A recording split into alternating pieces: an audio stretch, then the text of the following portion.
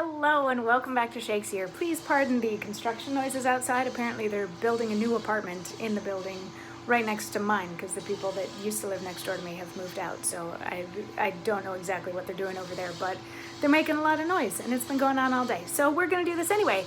And today we get to be a little bit witchy in Macbeth. So we get to hear from the first witch in Act 1, Scene 3. Now, we saw these witches in the very first scene, and they sort of let us know that there was like a battle going on over there, and once the battle was done, they wanted to talk to Macbeth. And then in the second scene, we found out that this whole battle that was going on was MacDonald, who was the Thane of Cawdor, sort of raised an Irish army to help revolt against Duncan, the King of Scotland. But MacDonald was struck down by Macbeth. And then right when it looked like the Scots were going to win, Norway came and invaded, but under the leadership of Macbeth and Banquo, Norway was also defeated. So Duncan, the King of Scotland, is very pleased with Macbeth and has said that he should get the title of Thane of Cawdor in addition to the title that he already has, Thane of Glamis.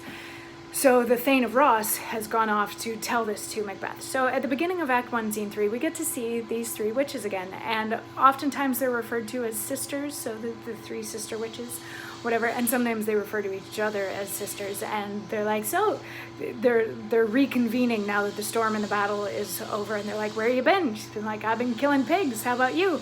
And the first witch starts to tell a little story about how she ran into a woman who had some chestnuts that the witch wanted to eat. So the witch was like, give me some chestnuts. And the woman was like, no, get away from me.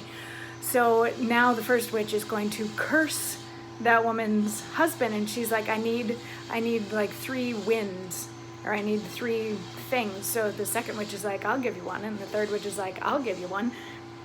And the first witch says, I myself have all the other, and the very ports they blow, all the quarters that they know in the shipman's card. I'll drain him dry as hay. Sleep shall neither night nor day hang upon his penthouse lid. He shall live, a man forbid.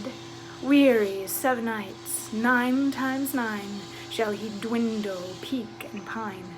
Though his bark cannot be lost, yet it shall be tempest-tossed. Look what I have. So the way that she's going to punish the woman who would not share her chestnuts is she's going to, that woman's husband is out at sea, and she's going to raise a storm around his boat so that it gets rattled and tossed all over the place, and she's going to make it so that for the next 9 times 9 is 81, for the next 81 weeks, she's going to make it so that he can't sleep, and he's just kind of going to fall apart. So she's not going to outright kill him, she's just going to make him absolutely miserable, which just lets us know that these witches, they're not Glinda. They're not Glinda.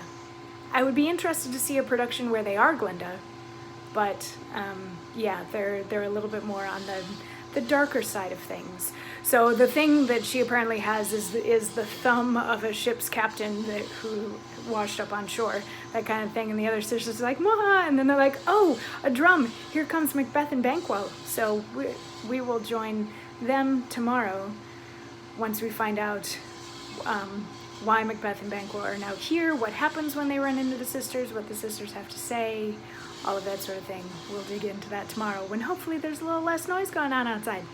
I'll see you then.